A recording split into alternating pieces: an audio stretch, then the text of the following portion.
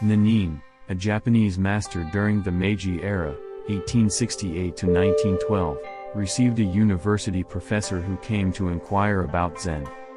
Nan-in served tea. He poured his visitor's cup full and then kept on pouring. The professor watched the overflow until he no longer could restrain himself. It is overfull. No more will go in. Like this cup, Nan-in said, you are full of your own opinions and speculations. How can I show you Zen unless you first empty your cup?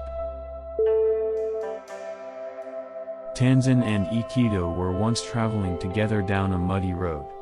Heavy rain was still falling. Coming around a bend, they met a lovely girl in a silk kimono and sash, unable to cross the intersection. "Come on, girl," said Tanzan at once. Lifting her in his arms, he carried her over the mud. Ekido did not speak again until that night when they reached a lodging temple. Then he no longer could restrain himself. "We monks can't be near females," he told Tanzan, "especially not young and lovely ones. It is dangerous." "Why did you do that?"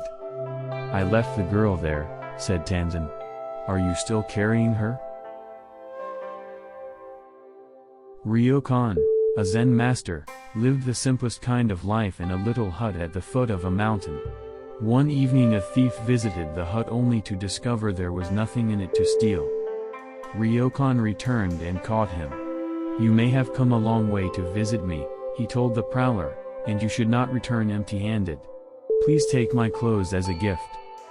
The thief was bewildered. He took the clothes and slunk away. Ryokan sat naked, watching the moon. "Poor fellow," he mused, "I wish I could give him this beautiful moon." The pupils of the Tendai school used to study meditation before Zen entered Japan. 4 of them who were intimate friends promised one another to observe 7 days of silence. On the first day, all were silent.